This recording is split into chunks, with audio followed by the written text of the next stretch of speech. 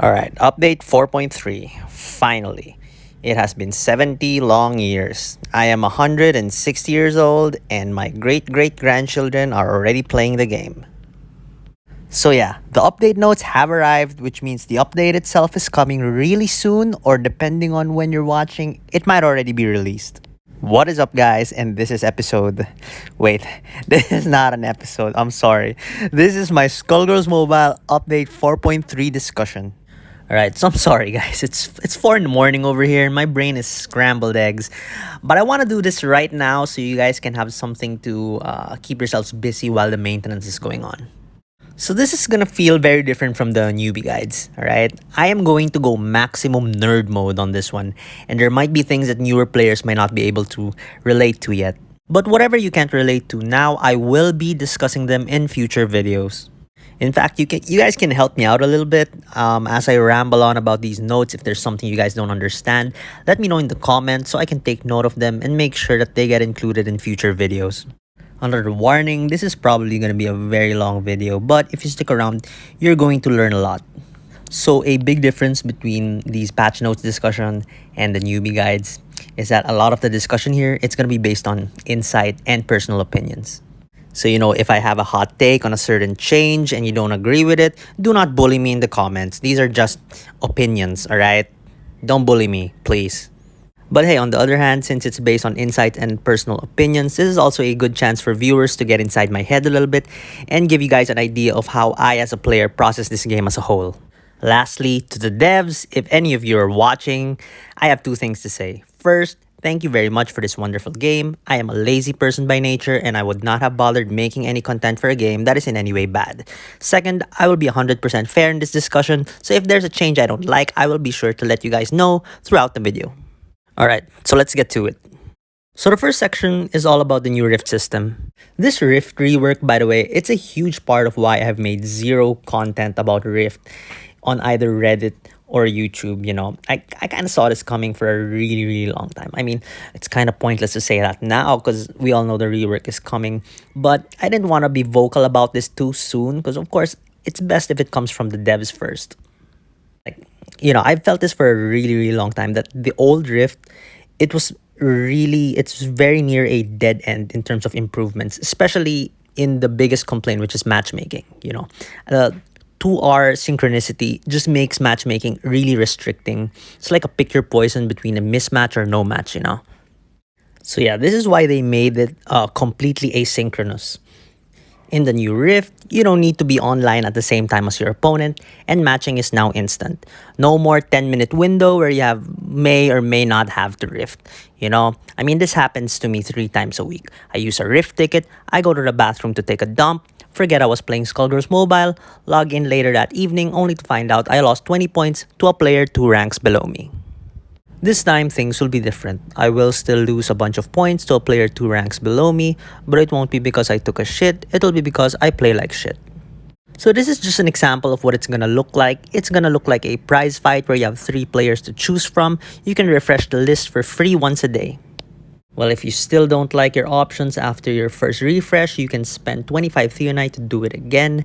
And if you defeat all 3 of the opponents there, you get another free refresh. So the Rift ticket system also got changed. You now get 3 green tickets a day and you can hoard up to 10. In the old patch, you can get only 2 a day and you had to consume them within the day or you waste them. So this is a huge improvement. So one of the major changes to Rift is the base size. It is much smaller now. It went down from 20 fighters to 12 fighters. It doesn't oversimplify the format in any way. At least I don't think so. It's still really good. It's still a good way to gauge a player's roster. So this is a great change. Alright, next huge change, rotating modifiers. So each week, all the nodes get different mods. So it encourages people to switch around their base configuration at least once a week.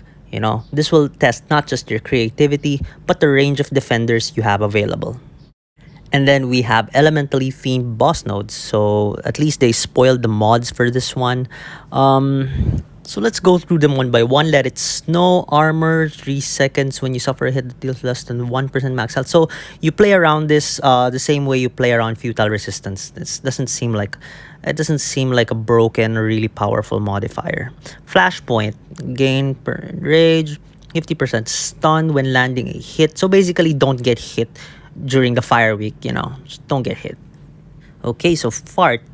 Heal 25% when tagging out. When opponent uses a blockbuster, reduce meter by 100%. This could be really annoying. There are a lot of good fart defenders. This could be an annoying mod. Oh, holy shit. Wow. Wow, okay. Light week is gonna be fucked up, guys. Resurrect with 25% health and final stand for 15 seconds after being dead for 60 seconds. Ooh. I'm not sure about this one, devs. I'm not sure about this one. Like, the 60 seconds makes it less broken, but the fact that it's in the light element, I'm sure you guys already know, but like in terms of like when you're assembling an elemental based defense team, I think light is currently the strongest element. And so far, this is the strongest elemental mod. So I'm seeing an imbalance here. Okay, let's look at the dark one first. Silent Night. When suffering a critical hit, disable blockbuster. So it's like Blockbusted 2.0, which it's a really strong one. But yeah, let's go back to Oh Holy Night. This I don't know. I really don't know about this one, guys. I really don't know about this one. So yeah, if I were to rank the mods, I would say Oh Holy Night is the strongest, and then followed by a tie between Fart and Dark, followed by Flashpoint. I think Flashpoint could be deceptively strong, especially if people get creative and use like Risky Ginger or what's her face, Heavy Handed for defense. This could be really annoying. And yeah, I think Let It Snow is kind of the weakest. It's pretty easy to deal more than 1% max health. It's kind of easy to play around. Okay, next up we have Catalyst Diversity. So you can no longer use multiple catalysts of the same name on a single node. For example, you can't do double Frost Armor, you can't do double Futile Resistance. But for the record, I never thought this strategy of using two catalysts of like the same name, I never thought doubling up on catalyst was a good idea to begin with, strategy wise. I think it weakens the strategy using two of the same catalyst, because if an opponent plays around it, then he basically counters two catalysts in one, which is, I don't know, not efficient in my opinion. But who knows, maybe in really low ranks it was a problem. But yeah, don't do this, guys. I mean, you can't do it anymore, but yeah. So yeah, winning and losing in Rift battles, now you have to clear the base completely in order to win. In Old Rift, if you didn't finish your opponent's base, as long as your score was higher, you still win. But this time it's like black and white win-loss. If you clear the base, you won. If you didn't clear the base, you lost. And another huge change, while attacking, you can only use each of your fighters once. So choose wisely. I guess it kind of evens out a bit because the bases are smaller, but the major trio nodes, they're still there. So it gets a bit riskier, honestly. Even with a smaller base, getting to use your fighters just once makes it really risky, especially if your offensive lineup is, limited. So something to consider. You might want to start upgrading more attackers if you feel like you need more. So yeah, that's your win condition. Clear the entire Rift base. There is a lose condition now, which is 2 losses. So if you die twice, you auto lose the Rift battle. Okay. So scoring is mostly the same, except they adjusted it for the new format. So there's no extra bonus for beating the boss node because it's a given that you need to finish the base. So that bonus has been removed. But you do get a huge bonus for no fights lost, 2,500 points. So I know you get 2 tries, but if you only do it in 1, it's a huge boost to your final score. Alright, no more Rift battle timers. Yeah, this is natural because they made it asynchronous. The only reason there was a time limit to begin with is because of the 2-hour synchronicity. Now it's gone, so there's no time limit except when the season ends. When the season ends and you haven't finished your Rift battle, they count it as a loss. Okay, next up we have defense history. If anyone who's lost right now, we're still talking about Rift. Okay. So yeah, it's asynchronous, so anyone can beat your base at any time, the same way you can beat anyone's base at any time, right? And just like from the old Rift, you can like check how they beat your base, which fighters they use, how many attempts. So it's still a good way to, data collection so that you can further improve your base. I'm glad it's still there. And yeah, since everything's asynchronous now, I think revenge battles have to be added. So basically, if an opponent beats your base, you get a chance to beat him back and win back your points. It still costs a ticket, right?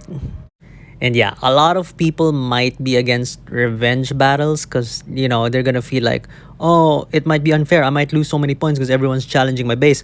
But I think that's the point. You kind of want to bolster your defense to either make people lose to your defense or discourage them from bullying you. And oh yeah, I forgot to mention, a successful revenge, it only happens if you score higher than your opponent's score when he beat you. Okay? So you can't always successfully avenge yourself, especially if the guy who beat you was like has a way stronger defense than your offense. You might not want to spend a ticket for revenge, all right? So yeah, you can only attempt a revenge battle against a player once. This one I find kind of funny because, like, isn't that the concept of revenge? Like once you avenge yourself, if you went back to the guy and avenged yourself again, doesn't that make you an asshole? All right. So another huge changes in win streaks. In the old Rift, when you get a win streak, all you get are extra Rift coins. Your Rift coin multiplier just goes higher. This time around, you get various stat bonuses on HP and attack depending on how high your streak is. Note that this is only when you're attacking, okay? When you have a win streak, your base doesn't get stronger. When your opponent has a win streak, his base doesn't get stronger, okay? Yeah, so I think we're almost done with the Rift portion because they're already talking about the seasonal rating reset. So wow, this is huge, guys. So every end of the season, everyone just goes back to 1,000 Rift rating, okay? This is huge, and I'm not sure what to feel about this, to be honest. So yeah, they say this will result in a much more dynamic ranking. Yeah, I mean, if dynamic is what you want to call it, dude. But yeah, okay. I mean, I see where you're trying to go with this, guys, but everyone going back to 1,000, huh? I feel like every start of the week is gonna be so chaotic. Every week. And honestly, I'm not sure how long that chaos is gonna last. What if it lasts 3 days? That's like half the season, right? I'm honestly not sure about like literally everyone going back to 1,000. And yeah, they're putting some checks and balances here to ensure new low-level players don't run into players way outside their league. Any player below level 30 will only be matched with other players below level 30. But what happens when you hit level 31, right? This... I don't know, man. Time will tell. Time will tell. Because yeah, in other mobile games I've played with any kind of ranking ladder system, seasonal resets happen, but never. It was never to this extent. This is the first time I've seen a seasonal reset where every single player just goes back down to the minimum. I'm not sure what this will do to matchmaking because the conventional reset is like, for example, diamond players go down to platinum go down to gold go down to silver go down to bronze. That was the usual way of season resets. That way, it still maintains the hierarchy of power level between players. But yeah, maybe matchmaking has a way to mitigate this. But guys, if you guys are gonna play into the collection strength thing again, we might have the same problem as the old Rift with matchmaking. I don't know. Again, I don't know, guys. You guys are the devs, you know better. But that's.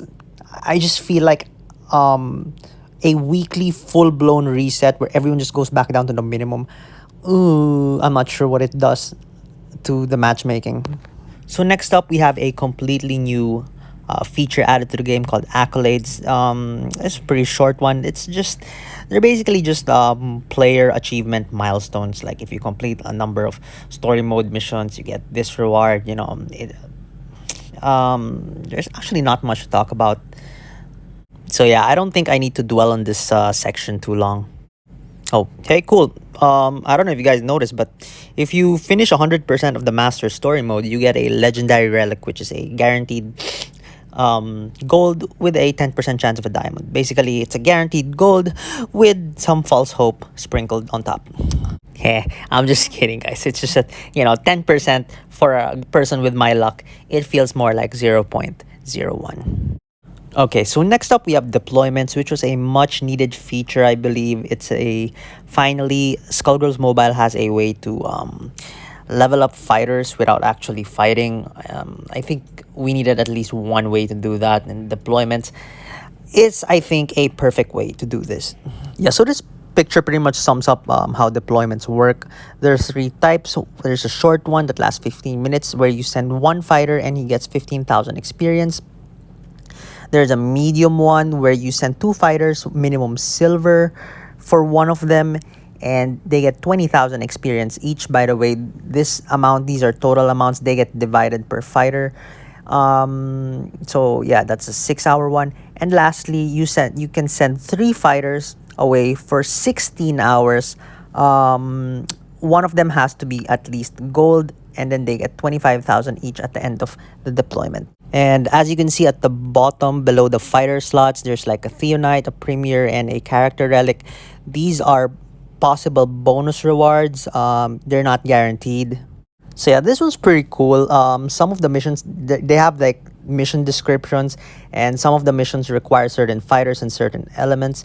So that's a pretty cool concept. And if you follow the bonus requirements, the chances of you getting the bonus reward increases. Honestly, I find the flavor aspect of this really fun. Like here in Crimson Tide, there's blood everywhere, so they have to send Eliza. That's pretty funny because they could do a mission with like a barber shop, and you have to send, if you send Philia, you get minus points. That would be funny. At this point my brain has turned to mush, but I need to finish this video. So just some additional stuff. Each bonus increases your chance of getting the bonus reward by 15%. And you can accelerate your deployment by paying Theonite. But why would you do that? Just wait, man. Oh yeah, and one last very important thing. Fighters that are deployed cannot be used for offense in prize fights and rift battles. They can still be used on defense. Like your Resident Evil won't disappear from your base if you deploy him, unfortunately. But yeah, that's something to take note, especially for the 16-hour missions. So next up, we have the fighter catalog, which is another cool feature they added into the game. My brain is really dead, so I'm just gonna read from the notes. Ever wondered what fighters you're missing from your collection? Or ever wanted to check the signature ability for a fighter that you don't currently own? Do you want to be reminded every day of the fighters that you don't have? The fighter catalog was designed just for you. So basically, it's a Skullgirls mobile Pokédex, which is nice. So yeah, 4th of July event. This is the event that gives away the revolutionary relics. There's gonna be a prize fight for it, so you're gonna get some free revolutionary relics depending on how high your score is. They changed the rewards for the relic. You now have a persona assistant in the pool, and splitting image, and of course to sweeten the pot, they added in Furry Fury. So the Fuku prize fight is incoming. Apparently, they're scheduling it sometime after the 4th of July prize fight. So let's look at the mods for a second. For the silver one, when defeating an opponent, gain 5 stacks of regen and suffer fatigue for 5 seconds. Potentially annoying, but still doable. I think the fortune silver is still the worst. This could get annoying with a stun, but it's a 50% chance. So I don't know. It's manageable. For the gold one, Fog of War, I like the name of the mod. I am a fan of MOBAs, so Fog of War, cool. Every 2 seconds while on the opponent's side of the stage, gain 1 stack of Miasma for 15 seconds. When it reaches 5 stacks, suffer fatigue for 3 seconds. So I think the goal here is to clobber your opponent at their side of the stage, and then when you reach 4 stacks of Miasma, you kind of backdash, wait for it to expire. But then, if your opponent follows you, now they get Miasma. Ooh, that seems confusing and annoying. Silent Kill is gonna be an MVP here because of the buff cleansing. I don't know. I think Fortune and Robo and Painwheel are still worse than this, but this one can get confusing. So something's wrong with this picture, guys. Something is really wrong with this picture. And I think everyone knows what's wrong with this picture, guys. There's a 3 instead of a 2. Oh, I know it's just temporary, but why? This hurts me. This hurts me. Okay, let's move on from the pain. Economy changes. Okay, so yeah, it's official. Fuqua fighters are going to be added to the standard relics. Alright, Catalyst relics got a huge buff. They decreased the price from 75 to 50 Theonite. And not only does it give a catalyst, but it also gives additional random amounts of Rift coin. So is it still worth buying? I'm not sure. I'm still leaning towards a no because of the inability to evolve catalysts. When you get a bronze one, when you get a silver one that you end up not needing, you totally brick it. There's no way to turn into gold. Yeah, I honestly don't think it's worth it. But if you're like really desperate to, just increase your catalyst collection, for 50 Theonite, you get a lot. You get a lot. It's just, I just personally don't feel like it's worth it. So they modified the weekly essence packs. 1,250 for an entire essence. I feel like it's worth it if you're in a hurry to rush evolve a gold fighter. If you watch my farming video, guys, I did say you can farm around 600 Theonite a week for free. So 2 weeks worth of farming for one whole essence. I feel like it's worth it. If you're really in a hurry to evolve your gold, I think it's worth it. So they nerfed social gifts. The common rewards are going to be a bit smaller. By how much, I don't know. But hopefully it's not too big a nerf. So other changes, prize fight. Okay, this one's interesting. So gold character prize fights and elemental prize fights now require at least one fighter on your defense team of the featured fighter. So for example, a Philia prize fight now needs a Philia fighter, at least one. And for example, like in a light elemental PF, you need like one light on your team at least. So yeah, they adjusted the viewing parlor. You can now watch every 5 minutes, but you can only watch 5 in a day. So makes sense. So yeah, they actually nerfed the viewing parlor rewards a bit. Like you can only get one reward now instead of like 3 copies of random shit. But look, they buffed the rewards themselves. Like you now have a bronze relic in the pool, and depending on how often people are gonna get the bronze relics, this is actually a huge buff, especially for early game players. Alright, finally, fighter buffs and nerfs. So number 1 got a buff. His haste went up from 10 to 15 seconds, and the condition went from opponent tag in to activating hype mode. So it just makes his SA more consistent. It doesn't really make his position in the meta better, because Wolfsbane and Dragon Brawler, they're just too far ahead. I don't see a reason to invest in a number 1 if you have either of those two. Alright, Freedom Fighter got a huge buff. Alright, believe it or not, this is huge.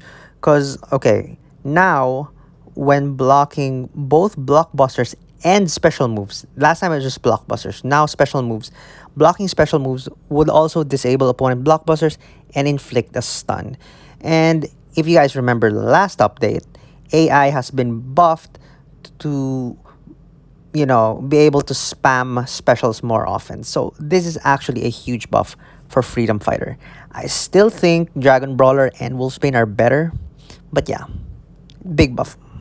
Okay, whoa, speaking of big buffs, Epic Sax got a ginormous buff. Okay, I am aware of this buff. I did not know it was 200%. That is huge. From 50% to 200%. Wow. Okay, I think Epic Sax is now one of the best prize fight offensive carries. For Rift, I'm not sold yet, but the damage output, at least for prize fights, it makes him an offensive staple. All right, huge buff, huge buff. If you don't have him yet, he's a prize fight gold, definitely worth getting.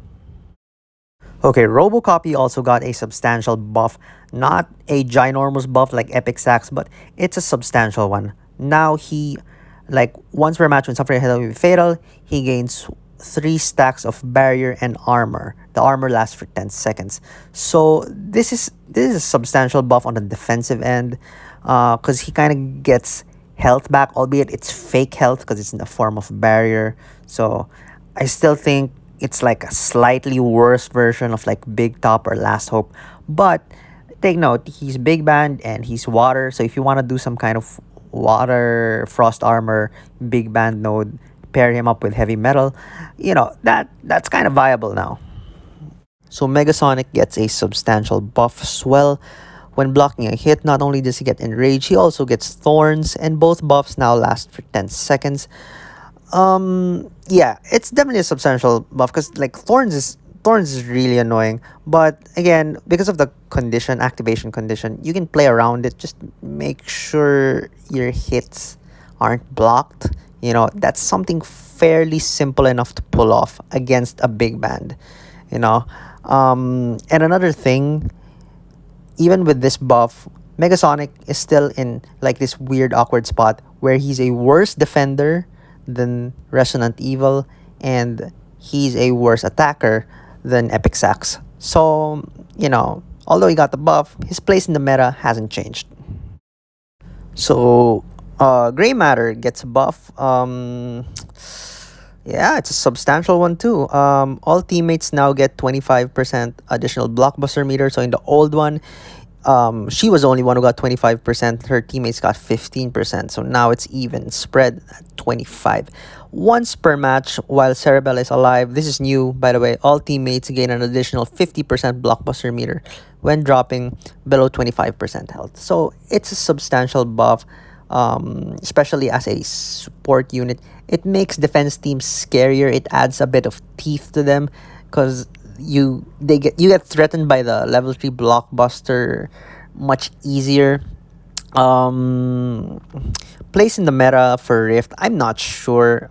You could probably mix her up with a Criminal Mind and do some weird Dark Nut Cerebella stuff. Give them like 10 Merry Gorillas and make people quit the game. Alright, so Doublelicious got a nerf. Her essays no longer work on block hits. Her signature abilities don't work anymore on block. And from a flavor standpoint, I feel like it doesn't make sense because her fingers are sticky. It's supposed to work even on blocked hits. But if we ignore the flavor part and you go for a balance, from a balance perspective, yeah, this is fine. She's still good. She's still worth diamond. She's still worth evolving to diamond. She's still the best user of the Chaos Marquee. So yeah, I think it's a healthy enough nerf without actually killing the fighter. Not bad. So Mummy got a buff or a rework, depending on how you want to look at it. Her special moves no longer, drain 20% of health from teammates. Instead, it drains from her own health. And this makes a lot more sense. This makes her a lot more viable on defense, especially with the AI changes where they spam special moves. If the old Mummy was doing that, she's basically just, killing her teammates for free, which shouldn't be the case. So I think this is the version of Mummy that should have been released, not the other one. So yeah. Alright, Feline Lucky gets a buff of sorts. So the old one had a chance for her to gain all of those buffs only when she inflicts a critical hit, right? This time, when she gets crit, it also has a chance to gain all of those buffs. Immune, invincibility, final stand, and unflinching. That's a lot of really powerful and annoying buffs. They nerfed the duration though from 25 to 15 seconds. 10 seconds is kind of big. So they reduce the overall impact of the actual effect, but they increase they added conditions to which it can be activated. But the chance stays the same. It's still at an abysmal 2% chance, and it requires a critical hit. So, what does this do to Feline Lucky in the meta of Rift? Not much, honestly. Not much. Like, Feline Lucky is still your best second option if you want to do a light catalyst and scratching post catalyst combo, right? You do a Meow and Forever, then you can add Feline Lucky into the mix. You know, you suddenly have two very dangerous light scratching post defenders. So her place in the meta, surprisingly, it's still the same. She's still gonna be used mostly in the same way, you know. So Blood Drive got a substantial buff. Again, not enough to change her place in the meta, but it's still substantial. It just makes her less likely to kill herself. So now instead of accumulating bleeds and gaining enrage for every bleed effect, instead when she uses a blockbuster, those bleeds go away and they get converted into enrage, right? So it just reduces the overall time wherein she has bleed inflicted upon herself, which is a big thing for pain meals. They already have low HP to begin with. She's bleeding, she's taking chip damage with blocking. You know, she just doesn't last long. So this is a much needed buff, I think, just to keep her viable, especially with like Freaky Friday around. You know, it just makes her less garbage. Okay, next up we have Meow or M3O, M3OW. I have no idea how to say this. I guess it just depends on how much of a Star Wars geek you are. So the 100% bonus damage now just doesn't apply to head drones. It now applies to all damage when she's far away. So that's a buff. And her invincibility condition has changed. Before, she had to be hit while far away for the invincibility to kick in. This time she just needs to be away for 3 seconds. Honestly, both are just as unlikely to happen as the other, you know, the invincibility part. um is the damage boost relevant enough with her base attack? Not really. She's just a more functional bronze now. I think prototype's still better. So, you know, if you really like her though, she's still kind of memey if you evolve her beyond bronze. That much I can say. All right, Blue Bomber also got a buff. All beam and energy attacks now have a chance to inflict the armor break for 15 seconds instead of just 5 seconds. Wow, a 5-second armor break. What the hell were you gonna do with that? So yeah, much needed. And her tier 3 blockbuster now not only gives her barrier, but it also heals her for 25% health. So substantial buff, but given her base damages, Blue Bomber is still inferior to Perminator. I think Perminator is still inferior to Headhunter. So, you know, you must really like Mega Man to, you know, find it in yourself to evolve your Blue Bomber to Diamond. But, you know. So we're almost done. They changed some marquee abilities as well. Let's start with Doubles Chaos. So they nerfed the duration of the debuffs inflicted from 20 to 15 seconds. I'm gonna be honest with you guys. I think this is nothing. This does nothing to the Chaos marquee. I mean, all right. Let me give you like an analogy of how I feel about Chaos. Like, okay, so imagine you're standing on the freeway in the middle of the freeway, just standing there, right? And there's a truck speeding towards you at 100 miles per hour, and it runs you over. What happens? You just die, right? You just fucking die. Okay, so imagine again that truck. You're standing on the freeway, but instead of 100 miles per hour, you nerf it. You nerf the speed down to 90 miles per hour. What happens when it runs you over? You still get run over. You still die, right? So yeah, honestly, a 5-second nerf,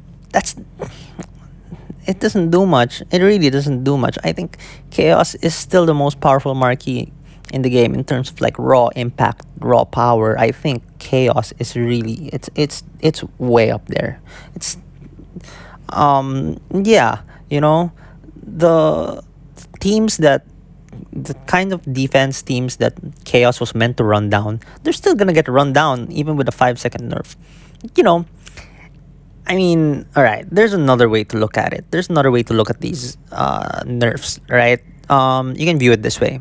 So when Double has the Chaos Marquee, she can deal like 5, 10. It's closer to 10. Let's just say 10. You can inflict 10 debuffs in a single combo to a fighter. Okay, so this opponent has 10 debuffs. So imagine if each of these debuffs got reduced, their duration got reduced by 5 seconds. So that's like a 50-second nerf, which is huge when you look at it that way. But honestly, if you ask me, again, just my opinion, I think that's the wrong way to look at it. I think it's more of like a big picture thing. Like functionally, this Chaos, you know, stop being as functional as it was before? No, I don't think so. It's still really strong. 15-second debuffs are still really strong. This nerf, it's one of those nerfs that looks like a nerf but isn't actually a nerf. You really want to nerf Chaos, right? And people are gonna be yelling at me and bullying me in the comments for this. If you really want to nerf Chaos, I think it should just be a random chance to inflict a debuff. It shouldn't be a guaranteed debuff for a critical hit at elemental advantage. Just reduce it to 50%. It just pressures people to buff their crit rate to like close to 100% so that Chaos becomes, useful, right? That's one way to do it. But whether or not you should nerf Chaos like that, that's an entirely different question. And, I honestly don't think so. So, Volatility got a huge buff. This is huge. It's now every 10 seconds. She gets a 10-second buff every 10 seconds. So, Volatility doubles at max level basically have a buff for, like, as long as she's in play, she always has a buff. So, this makes Jawbreaker really good with Volatility, but at the same time, I don't know, man. Am I crazy? But I'd still give Chaos to Jawbreaker, But yeah, Volatility, huge buff. Stuff like Immoral Fiber and What's Her Face, Evergreen, they're gonna be really annoying to deal with. Way more annoying now than before. Alright, so Phileas Marquee ability, Leech gets a huge buff from 15% lifesteal up to 35% lifesteal. So it's 20% buff for lifesteal. That's huge. You're gonna feel that. But at the same time, don't be baited. Don't be baited by the Leech buff. The only two fighters I am like 100% sure work well with Leech are Windswept and Jin, right? Everyone else, personally, I would still give the first cut, right? Just me, okay? But yeah, big buff, substantial. Just don't be baited. And for Parasol, both her marquees get adjusted. Critical Thinking gets a buff. It's a 10% buff. For Critical Thinking, at max level, it's now 25% additional crit rate per tier. Okay. All right. Let's just talk about Critical Mass first. Let's just talk about them together. Critical Mass has been nerfed, like huge nerf. This is a huge nerf. So 40% crit damage per tier is now 20% crit damage per active tier at max level. This is huge, guys. This is a huge decrease in total output for basically every Parasol, I think Sheltered's gonna be hit the hardest, but every Parasol's gonna be hit by this one. So I don't know what the new math dictates. Like the old math, like Critical Mass was a no-brainer. Like they already did the math, calculating this stuff. And yeah, Critical Mass was a no-brainer. I don't know now that they've cut it in half. I don't know what the new math dictates. But honestly, it also depends on the stats on your moves, guys. If you have a lot of critical rate on your moves already, then that kind of makes Critical Thinking still not something you'd want to go for, right? You'd still end up with Critical Mass. I mean, so does this make Somersault and Prime garbage now? Absolutely not. They're still top-notch attackers. That much I am sure of. But Sheltered? I'm not too sure if Shelter makes it out alive. So yeah, Frost Armor gets a nerf. Basically, Bronze Frost Armor is no longer good. You know, before this patch, I think all frost armors were good. Bronze, silver, gold. Now, just don't get the bronze ones. Silver and gold frost armor is the way to go now. All right, so the rest are just minor bug fixes and adjustments. So I'm not gonna go through those one by one anymore. The video is already too long as it is, and I need to upload this as soon as possible. So I apologize in advance for the lack of production value. This is really like I just put it together. I just want to rush release this just to just like a crash course on the patch notes. So I think one significant bug fix was like the FPS drops on Miasma was fixed. I think they did this by changing the rate of the drain. I'm not totally sure. I'm gonna have to see in game if this change affects the gameplay of Miasma in any way. All right. So that's it, guys. If you made it this far, my goodness, you guys are legends, man. So that's the patch notes, guys. That's the more or less the patch notes. I'm gonna make a separate video on Rift. I'm gonna do a relic opening video. Lots of 4.3 stuff coming your way soon. All right. For now, I gotta go sleep. And yeah, that's right. Climax. Gimme. That's a wrap, guys. Bye.